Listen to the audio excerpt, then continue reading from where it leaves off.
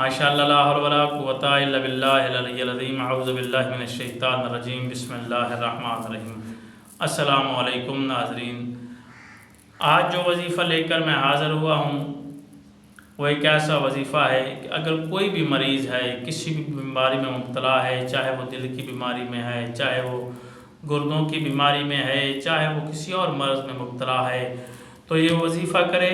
امام جعفر صادق علیہ السلام سے یہ روایت ہے، امام جعفر صادق علیہ السلام نے یہ بتایا اپنے صحابہ کو، اور انہوں نے پھر یہ وظیفہ کیا اور شفا بھی ہوئی۔ تو امام جعفر صادق علیہ السلام نے فرمایا کہ اگر سورہ قریش کو پانی پر پڑھ کر دم کر کے مریض پر، اس کے چہرے پر، اس کے جسم پر چھڑکاؤ تو جو بھی بیماری ہوگی وہ ختم ہو جائے گی اور وہ تندرست مریض ہو جائے گا۔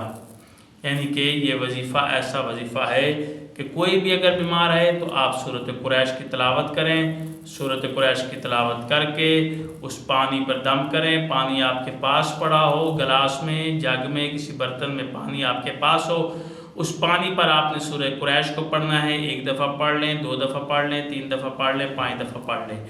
پڑھ کر آپ اس پانی پر دم کریں گے اور پھر اس پانی کا چھڑکاؤ اس مریض پر کریں گے اور انشاءاللہ وہ مریض تندرست ہو جائے گا، بیماری جاتی رہے گی۔ یہ وظیفہ کریں، انشاءاللہ بیماریاں دور ہوں گی۔ اللہ آپ کا ہمارا حامی ناصر ہو۔ خدا حافظ۔